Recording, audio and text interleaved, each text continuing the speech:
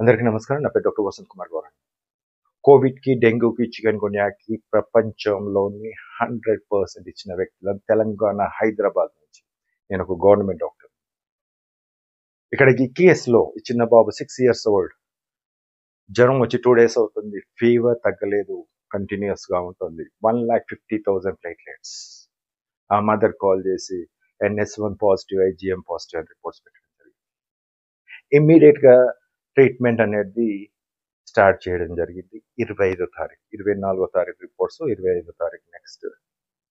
CBP చేయించలేదు. కానీ next ఆ treatment start చేసిన తర్వాత 2 రోజుల తర్వాత, 1.5 డే తర్వాత ప్లేట్లెట్స్ కాస్త 1,50,000 నుంచి 2,92,000.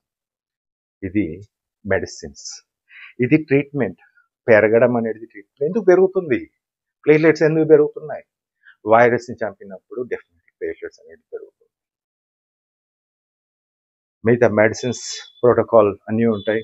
దాన్ని బట్టి ఫుడ్ డైట్ కూడా ఉంటుంది. సో 100% ట్రీట్మెంట్ అంటారు దీన్ని 100 ట్రీట్మెంట్ అంటారు. పడేదాన్ని ట్రీట్మెంట్ కాదు. మీ కార్పొరేట్ హాస్పిటల్లో, ఇంకో హాస్పిటల్, ఇంకెక్కడైనా పడుతుంది ఐసీఎం అని చెప్తారు. నీళ్ళు తాగిపిస్తే సరిపోతుంది అంటాడు ICMR, WHO. కాదు. యాంటీబయాటిక్స్ అవసరం లేదు, పపాయ జ్యూస్ అవసరం లేదు, ఇంకోటి ఏది అవసరం లేదు. Just medicines, just food diet bus.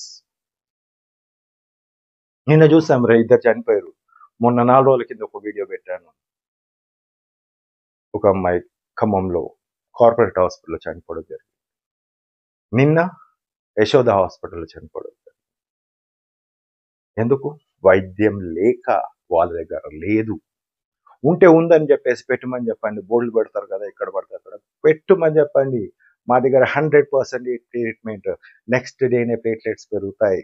ఒక్క రోజులో ఫీవర్ పోతుంది. మీరు ఒక 2 రోజులలో ఇంటికి వెళ్ళిపోతారు. ఇలాంటి పెట్టమని.